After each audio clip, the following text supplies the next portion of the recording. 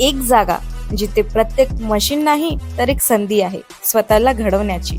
ही जागा म्हणजे Chhajed fitness club, Rahuri फॅक्टरीमधील सर्वात विश्वसनीय आणि हायटेक जिम. महिलांसाठी स्वतंत्र batches and trainers, 100% safe and positive environment, AC सह पूर्ण सुविधा असलेली gym, hi-tech equipments, full body वर्कआउटसाठी योग्य. तर यायचं कुठं आहे? Chhajed fitness club, Tarabad road, Rahuri factory. आवाज जनतेचा, लढा सर्वसामान्य जनतेच्या न्याय हक्कांसाठी. येत्या 20 डिसेंबर रोजी देवळाली प्रवरा नगर परिषदेची निवडणूक होत असून सर्वच पक्षांनी आपापले उमेदवार निवडणुकीच्या रिंगणात उतरले आहेत. प्रभाग क्रमांक 7 मध्ये देखील काँग्रेस, महाविकास आघाडी व घटक पक्षांचे उमेदवार, सामाजिक कार्यकर्ते आप्पासाहेब ढोस यांच्या स्नुषा व रील स्टार लेखक वैभव आप्पासाहेब ढोस यांच्या पत्नी पल्लवी वैभव ढोस या निवडणुकीच्या रिंगणात असून ते प्रचारात सक्रिय झालेत. त्यांचे सासरे असलेले आप्पासाहेब ढोस यांनी प्रभागात अनेक विकास कामे केलेत. आपल्यासोबत चर्चा करण्यासाठी आप्पासाहेब ढोस आहेत. सर नमस्कार. नमस्कार. प्रभाग 7 मध्ये आज तुमच्या स्नुषा उभा आहेत. अनेक मतदारांशी भेटीगाठी आपण घेत आहेत. कसा प्रतिसाद मिळतो? अत्यंत उत्तम असा प्रतिसाद आहे, कारण गेल्या 8-9 वर्ष आम्ही सातत्याने या प्रभागामध्ये काम करत आहोत. मागच्या 2016च्या निवडणुकीमध्ये आमचे चिरंजीव या प्रभागामध्ये उभे होते. त्यावेळेस कोणतंही काम नसताना 300 मतं या प्रभागामध्ये नागरिकांनी आम्हाला दिलेले आहेत. नागरिकांची पसंती पूर्वीपासून आहे, कारण आम्ही सातत्याने जनतेमध्ये या ठिकाणी आहोत. आणि त्यामुळे आताही एक मोठ्या फरकाने आम्ही या ठिकाणी निवडून येऊ असा आम्हाला विश्वास आहे. प्रभागात फिरतायत, कोणत्या महत्वाच्या समस्या आहेत की मतदार तुम्हाला सांगतात? प्रभागामध्ये गेले 9 वर्ष आम्ही फिरत आहोत. आता काही उमेदवारांसारखा आम्ही काल अर्ज भरला आणि आज प्रभागात फिरायला सुरुवात केली आणि नंतर मग दुसऱ्याचे आश्वासनं चोरून आम्ही या ठिकाणी लोकांना वाटतोय असला काही प्रकार नाहीये. आम्ही नागरिकांच्या घराघरात जाऊन आमचं सातत्याने या ठिकाणी काम चालू आहे. त्याच्यामध्ये 50-50 वर्षाचे प्रलंबित प्रश्न या ठिकाणी आम्ही सोडवलेले आहेत. शिंगी प्लॉटमध्ये 70 कनेक्शन, नळ कनेक्शन आम्ही त्या ठिकाणी आंदोलन करून या ठिकाणी दिलेले आहेत. आणि प्रसादनगरचा जागेचा प्रश्न होता, तर त्या जागेच्या प्रश्नावरती ती कारखान्याची जागा असल्यामुळे डॉक्टर बापूराव बापूजी तनपुरे सहकारी साखर कारखान्याच्या वार्षिक सर्वसाधारण सभेमध्ये एक सभासद या नात्याने आम्ही त्या ठिकाणी एक ठराव मांडलेला आहे आणि त्या जागा कारखान्याच्या इथल्या प्रसादनगरच्या नागरिकांच्या नावावरती करण्यात याव्यात याच्यासाठी आम्ही सविस्तर त्या ठिकाणी वृत्तांत दिलेला आहे. त्याचबरोबर या भागामध्ये विधवा महिलांचे मोठे प्रश्न आहेत, त्यांच्याकडे हाताला त्यांच्या काम नाही, म्हणून आम्ही यापूर्वी त्या ठिकाणी शिलाई मशीन असेल, हातगाडी असेल वाटप करून त्यांना त्यांच्या पायावरती उभा करण्यासाठी प्रयत्न केलेला आहे. त्याचबरोबर त्यांचे जे काही मुलं आहेत तर त्यांच्यासाठी बाल संगोपनाची योजना आम्ही या ठिकाणी लागू करून दिलेल्या आहेत. त्याचबरोबर बांधकाम कामगारांचे मोठे प्रश्न आहे. या भागामध्ये प्रसादनगर असेल, सिंगी प्लॉट असेल आणि संपूर्ण प्रसादनगरमध्ये बांधकाम कामगारांची मोठी संख्या आहे आणि त्यामुळं त्यांना पेटी वाटप असेल, त्यांच्या मुलांच्या शिक्षणासाठी शिष्यवृत्ती जे योजना असतील, त्याचबरोबर त्यांच्या विवाहासाठी जी काही शिष्यवृत्ती मिळते ती असेल, कामगारांची विमा असेल, अशा पद्धतीने बांधकाम मंडळाकडनं आम्ही यापूर्वी त्यांना मदती मिळवून दिलेल्या आहेत. त्यामुळं या आता समस्या आहेत, परंतु रस्त्यांच्या मोठ्या समस्या या ठिकाणी आहेत. प्रसादनगर जरी आता अजून कारखान्याच्या नावावरती असेल तर रस्ते तिथं मोकळे दिसतात, परंतु त्याचं मजबूतीकरण आणि डांबरीकरण त्याचं करणं बाकी आहे. त्याचबरोबर गटारीची समस्या आहे, त्याच्यामध्ये गटारी तुंबलेल्या असतात. स्वच्छतेचा प्रश्न आहे. कालच एक व्हिडिओ मी त्या ठिकाणी सार्वजनिक शौचालयाचा प्रसिद्ध केला आणि खूप सारा कचरा त्या ठिकाणी आपल्याला बघायला मिळेल आणि शौचालयाची अवस्था अशी भांडे फुटलेले आहे, त्याला दरवाजे नाही आहेत. नागरिकांचे छोटे छोटे प्रश्न आहेत, पण ते त्यांच्यासाठी खूप मोठे आहेत. काल पिण्याचे 3 कनेक्शन आम्ही त्या ठिकाणी नागरिकांना मिळून दिले आणि कुणी त्यांच्याकडे लक्ष द्यायला तयार नव्हतं. आता काल हे जे प्रश्न आहेत हे घेऊन पुढे येणं गरजेचं आहे. स्ट्रीट लाईटची दुरावस्था आहे, अजून स्ट्रीट लाईट मोडकळीस आलेली आहेत, काही ठिकाणी बल लोंबून पडलेले आहेत, काही भागामध्ये स्ट्रीट लाईट पोहोचलीच नाही. आता वाणीमळा तिकडं याच्यात जर गेलो आपण वरखडी वस्तीकडे, साई मंदिराकडे, तर त्या भागामध्ये अजून रोडचं डांबरीकरण नाही. तिकडे मुरमाचा एक खडाही त्या ठिकाणी पोहोचलेला नाही. त्या भागात गटार योजना अजून पूर्ण नाही, पाणी पूर्ण दाबाने येत नाही. परत त्याचबरोबर स्ट्रीट लाईट त्या बाजूला पोहोचलेली नाही, संपूर्ण अंधकारमय त्या बाजूला भाग आहे. अशी एक ना अनेक प्रश्न आहे. या बाजूला आपण जर गेलो शेजारी तर काही भाग त्या प्रसादनगरचा असा आहे, तर तिथं रस्तेवरती आलेले आहेत, घरं खाली गेलेली आहेत आणि अशा अवस्थेमध्ये तो प्रश्न मोठा आहे. त्याचं नेमकं प्रश्न सोडवायचे कसे हा मोठा प्रश्न आहे. त्याच्यासाठी नगरपालिका ताब्यात असणं गरजेचं आहे. इथली दगडखाण हा फार मोठा विषय आहे. 4.5 एकर दगडखाणीची जमीन आहे. त्याच्यामध्ये पावसाचं पाणी साचल्यानंतर त्याचबरोबर शौचालयाचं पाणी ही त्याच याच्यात जात असल्यामुळे त्या पाण्यामध्ये उत्पत्ती होणाऱ्या डासांची ह्या परिसराला खूप मोठी समस्या आहे. त्यामुळे इथली रोगराई वाढती आहे. सातत्याने इथल्या नागरिकांना दवाखान्याचा मोठा प्रश्न आहे. रुग्णालय या ठिकाणी प्राथमिक आरोग्य केंद्राचं मंजूर झाल्याचं आम्हाला ऐकू येत आहे. त्या ठिकाणचे 5 कोटी रुपयाचा निधी त्या ठिकाणी बाहेर गेलेला आहे. ते उपरुग्णालय या ठिकाणी होणं गरजेचं आहे. त्या नागरिकांना नगरमनमाड महामार्ग क्रॉस करून गावामध्ये रुग्णालयात जावं लागतं. ती मोठी समस्या आहे. त्यासाठी या भागामध्ये दवाखान्याची एक कमतरता आहे, ती पूर्ण होणं गरजेचं आहे. आणि असे एक ना एक पाण्याचे प्रश्न असतील, पिण्याच्या पाण्याचे प्रश्न असतील. तर त्यामुळे ती जी काही आता तुम्हाला याचं सांगितलं दगडखाणीचं, तर त्या दगडखाणीच्या पाण्याचा प्रश्न जर आपल्याला मिटवायचा असेल तर त्या ठिकाणी आपल्याला एक यशवंतराव चव्हाण मुक्त वसाहत योजनेतून घरकुल योजना त्या ठिकाणी आपल्याला राबवता येईल. त्याच्यावरती 50% काम आमचं गेल्या 9 वर्षामध्ये झालेलं आहे.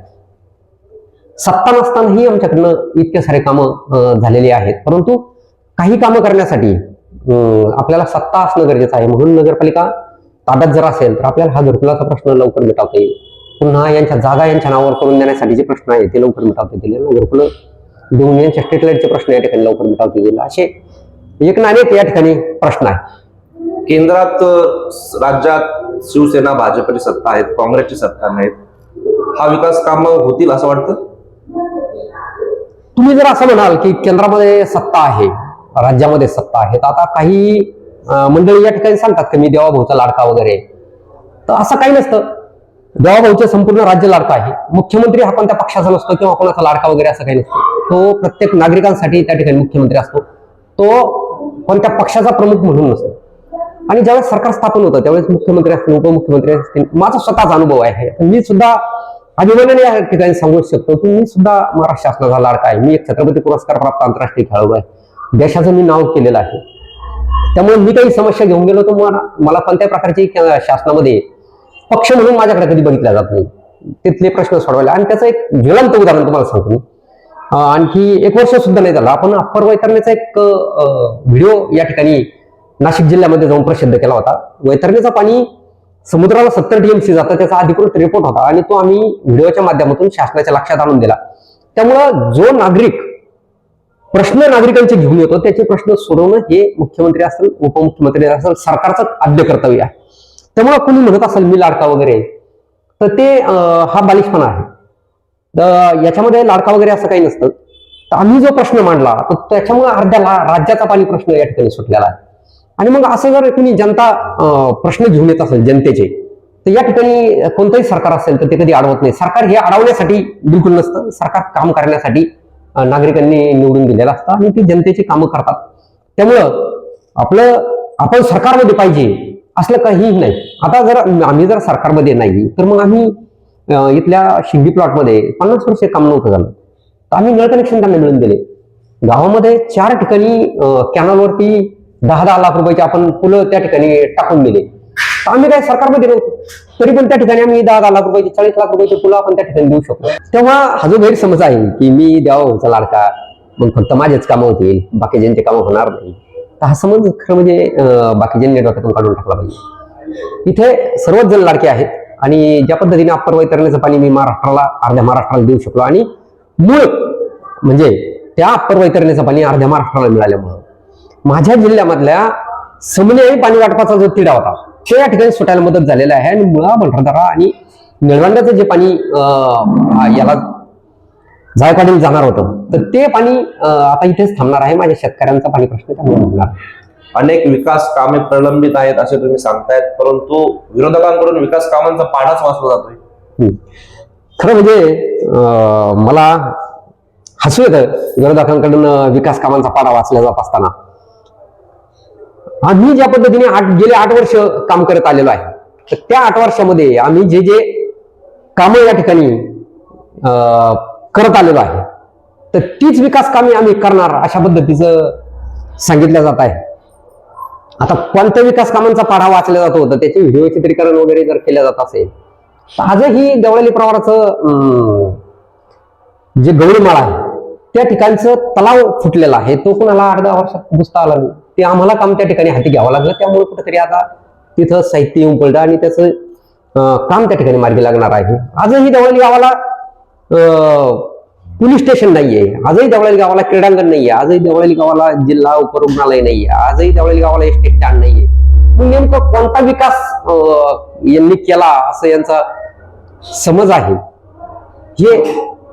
हे लक्षात येत नाहीये.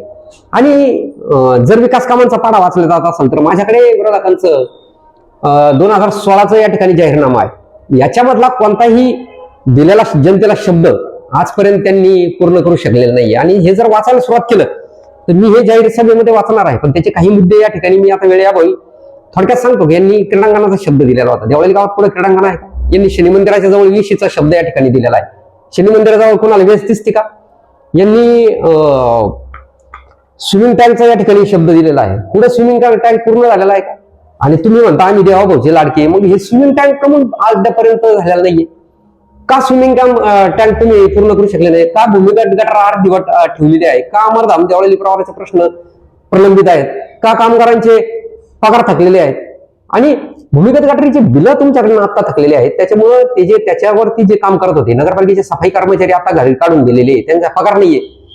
आणि नवीन पाईपलाईन मुळा घरावरून मंजूर झाली, निधी अभावी ती थकलेली आहे. गावात तुम्ही 5 वर्षात मागच्या ज्यावेळेस सत्ता तुम्हाला दिली त्यावेळेस तुम्ही एसटी स्टँड पूर्ण करू शकले नाही, पोलीस स्टेशन करू शकले नाही, क्रीडांगण करू शकले नाही, जिल्हा उपरुग्णालय किंवा ग्रामीण रुग्णालय या ठिकाणी करू शकले नाही. सार्वजनिक शौचालयाची अवस्था बत्तर झालेली आहे. आणि मग जर तुम्ही म्हणता का मी लाडके आहे तर मग हे सगळे प्रश्न प्रलंबित काय? आणि तुम्ही जर लाडके होते तर देवळाली गावाची गावतळी भरण्यासाठी गेले सातत्याने 3-4 वर्ष आप्पासाहेब भुसला त्या ठिकाणी संघर्ष करावा लागतो. तिकडं ओव्हरफ्लोचं जे नदीला पाणी जातंय तिकडं कुलूप तोड्याची भाषा करून आम्ही पाणी आणलं. आम्ही गाव या ठिकाणी पूर्ण जलमय करण्याचा प्रयत्न केला. आणि तुम्ही म्हणता का आम्ही लाडके, मग लाडके मग आम्हाला का करावं लागतं का? मग कोणतीही सत्ता नसताना आम्हाला का 8-10 वर्ष सातत्याने जनतेमध्ये राहावं लागलं? आम्हाला का लोकांच्या चुलीपर्यंत जाऊन कामं करावं लागलं? तुमचा जाहीरनामा या ठिकाणी सांगतोय. त्याला जर वाचून दाखवायचा प्रयत्न केला की आपण नगरपालिकेच्या माध्यमातून शेतकरी वर्गासाठी सुधारित शेती बी बियाणे अमकं तमकं बरंच आधुनिक तंत्र सामग्री खते खरेदी बरंच याच्यामध्ये दाखवलेलं आहे. आणि मग बाळासाहेब चव्हाणांनी नगराध्यक्ष असताना जे काही शेती विभाग या ठिकाणी चालू केलेला होता तो तुम्ही का बंद केला? तो तुम्ही चालू ठेवायला पाहिजे होता. तुम्ही जर म्हणता ना फार विकास केला तर ते तुम्ही का हे केला? शहर सुशोभित शनी मंदिराच्या जवळ आता विषयीचा मुद्दा मी दाखवलाय. याच्यामध्ये ई लायब्ररीचं तुम्ही दाखवताय मागच्या जाहीरनाम्यामध्ये. कुठे गावामध्ये ई लायब्ररी आहे का? दाखवा. मी स्वतः ग्रंथपाल आहे, मी स्वतः ग्रंथपालाचा कोर्स केलेला माणूस आहे, मी स्वतः LJS आहे. गावामध्ये ई लायब्ररी मला कुठे दिसलेलं नाहीये. अंगणवाडीचं तुम्ही सांगितलं का आम्ही अंगणवाडी करणार आहे. प्रसादनगरमध्ये किती दिवसापासून अंगणवाडीचा विषय पेंडिंग आहे? शासन तुमच्या ताब्यात होतं, तुम्ही देवाभाऊचे लाडके आहेत, मग अंगणवाडी देऊ नाही शकली तुम्ही प्रसादनगरला. या ठिकाणी तुम्ही अभ्यासिकेचं सांगताय, अभ्यासिका ही बाळासाहेब चव्हाणांच्या काळामध्ये झालेली आहे. तुम्ही तेच फक्त या तुमच्या जाहीरनाम्यामध्ये गिरवताय. याच्यामध्ये व्यायामशाळेचं तुम्ही तरुणांसाठी सांगितलं नाही.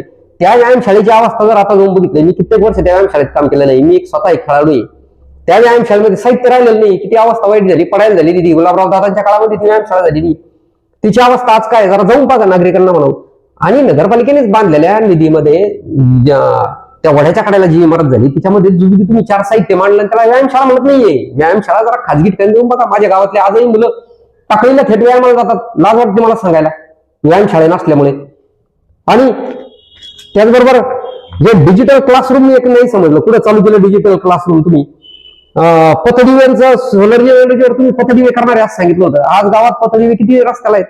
लय आमचा सोडा, माझ्या प्रभाग नंबर 7 मध्ये जरा वालीवर खडी वस्तीवरती जा, कोणत्या रस्त्याला पथदिवे आहेत? चंद्रावर आल्यासारखं वाटतं तिथल्या रस्त्यावरती गेल्यानंतर. आता इतके तर खड्डे आहेत त्या रस्त्याला, पथदिवे सोडा.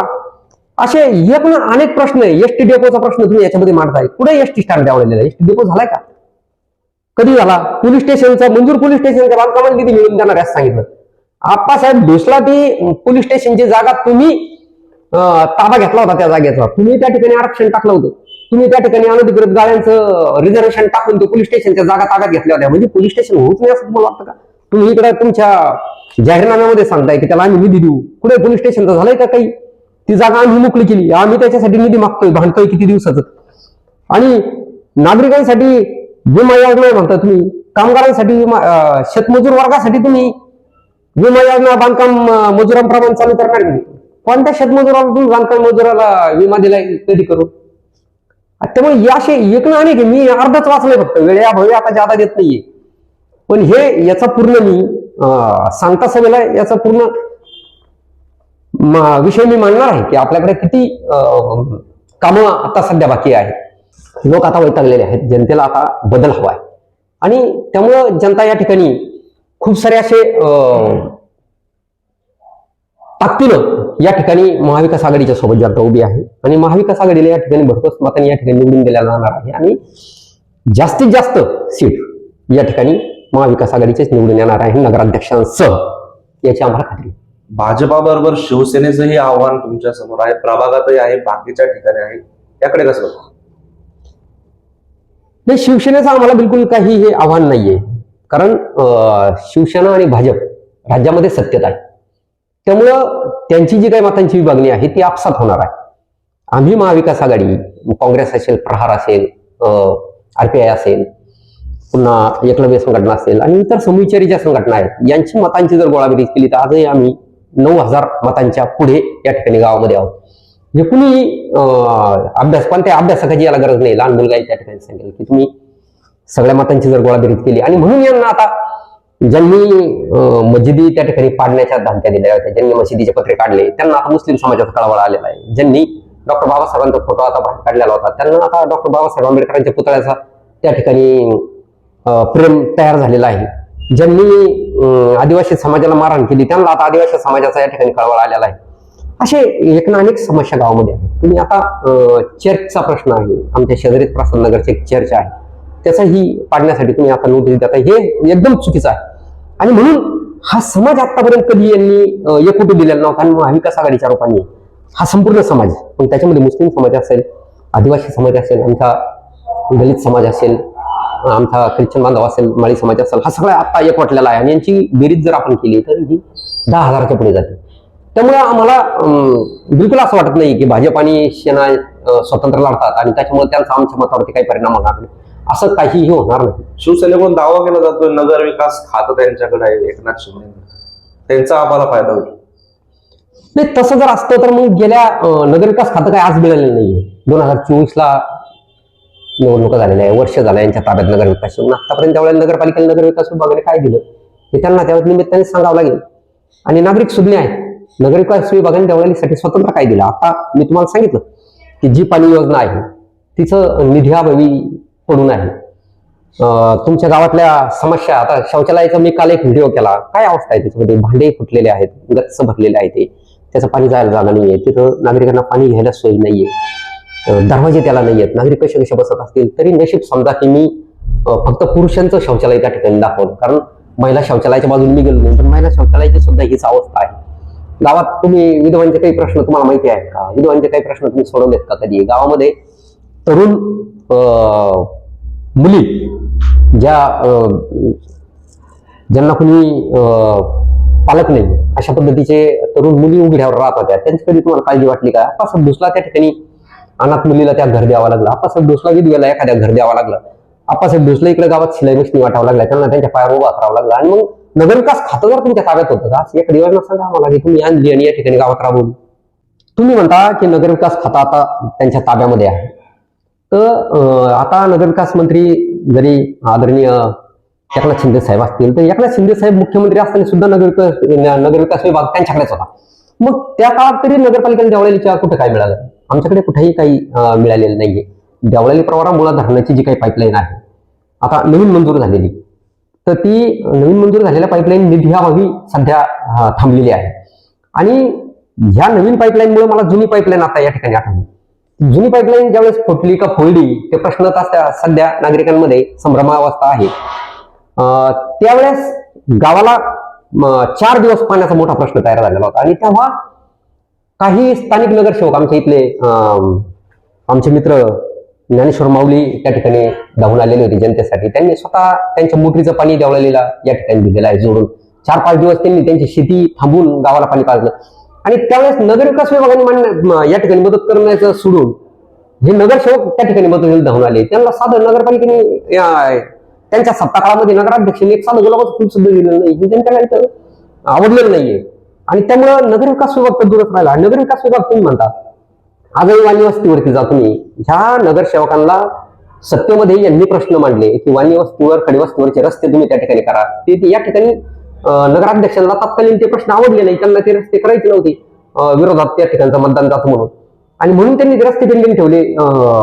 त्या नगरसेवकाला त्या बेदखल केलं आणि त्याच्यामुळे तिथले प्रश्न आजही तसे अनुत्तरित आहे. एक मुरमाचा खडा त्या नगरसेवकाला इच्छा असतं सुद्धा टाकता आला नाही. आणि एकटे वाणी नव्हे तर 16 नगरसेवक त्याच्यामुळं विरोधात गेले. हा जरा जे म्हणतात ना की मी देवाभाऊचा फार लाडका आहे, मग त्यांनी हा अभ्यास करणं गरजेचं आहे की इतके नगरसेवक आपल्या विरोधात का गेले.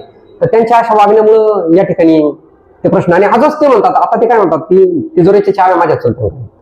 मग तुमच्याकडे जर तिजोरीची चाव्या आहेत तर मग इतक्या दिवसात जे प्रलंबित गावाचे प्रश्न आहेत हे सुटायला पाहिजे होते. जे आता मी कायम उल्लेख करतो, कारण मला गावाच्या बाहेरून विचारलं जातं, एक आंतरराष्ट्रीय खेळाडू म्हणून माझ्या गावात जर कुणी आला तर ते बघितलं जातं की गावाला मोठी भव्य वेस असावी, गावाचं तुमचं, त्याच्यामुळे गावाचं प्रगल्भता, गावाची मोठं पण त्याच्यामध्ये दिसतं. गावाला एसटी स्टँड असावं, गावाला क्रीडांगण असावं, गावाला पोलीस स्टेशन असावं, गावाला आरोग्याचा मोठा प्रश्न आहे त्याच्यासाठी मोठं सरकारी दवाखाना या ठिकाणी असावा. हे काहीही नाहीये. मग तिजोरीची चाव्या तुमच्याकडे नेमकं कशासाठी आहे, त्याच्यातून काय लाभ गावाला झाला, हा प्रश्न सगळ्यात मोठा आहे. त्यामुळे आपण बोलतो काय, त्याच्यातून निर्मिती होते काय, नागरिकांमध्ये संदेश जातो काय, याचा सगळा अभ्यास करणं गरजेचं आहे. म्हणून नागरिकांनी आता कोणत्याही भूलथापांना नागरिक आता या ठिकाणी बळी पडणार नाहीये. शेवटचा प्रश्न, तुमच्या सुनबाई या प्रभागातून उभा आहे, मतदार विश्वास टाकतील का आणि मतदारांना काय आव्हान करा? मतदार विश्वास टाकतील का हा तुमचा जो प्रश्न आहे, त्याच्याऐवजी मी असं सांगेल का इथल्या मतदारांनी आम्हाला या ठिकाणी उभं केलेलं आहे निवडणुकीसाठी, की तुम्ही या ठिकाणी येणं गरजेचं आहे, तुम्ही उभं राहणं गरजेचं आहे. हे नागरिकांचा विश्वास होता की आप्पासाहेब असल्याशिवाय इथले कामं मार्गी लागणार नाही. कारण आम्हाला चाटा मारता येत नाही, आम्ही अगोदर करतो मग लोकांना सांगतो. आम्ही अगोदर केलं, सत्ता नसताना आमची कामं दिले या वार्डामध्ये, आमच्या घराघरात काम आहे, तुम्ही कुठेही जा, कुणाच्याही घरात जा, कुणालाही विचारा. आता काल परवापर्यंत मला हे कामं या ठिकाणी करावं लागेल. या ठिकाणचे माझ्या आता ऑफिस समोर जिथं पाईपलाईन लिकेज होती, हे लिकेज आप्पासाहेब दिसला करावं लागलं. इथल्या प्रभागामध्ये आतापर्यंत कुणी अशा पद्धतीचं कार्य थांबलेलं नाही की नागरिकांना नगरपालिकेत जायची गरज पडू नये. आणि आमची यानंतर निवडून आल्यानंतर सुद्धा एक योजना असणार आहे की नगरसेवक आपल्या दारी, म्हणजे 12 महिने 24 तास या ठिकाणी काम करणार आहोत, केलेले आहे आणि आता करणार आहोत. म्हणून या ठिकाणी कायमच्या ऑफिसांनी या ठिकाणी थाटलेलं आहे. नागरिकांच्या आजही 10 नागरिकांच्या आज या ठिकाणी कमीत कमी प्रश्न मार्गी लागतात. या ठिकाणी बसून नागरिकांना काल आम्ही 3 नळ कनेक्शन या ठिकाणी मिळून दिले. 10 वर्ष नळ कनेक्शन नव्हते. पण लाज वाटते सांगायला, तुम्ही नगरपालिकेत एवढ्या काळात सत्तात राहिले, फक्त छप्पर आहे म्हणून कनेक्शन नागरिकांना द्यायचं नाही, हे एकदम चुकीचं आहे.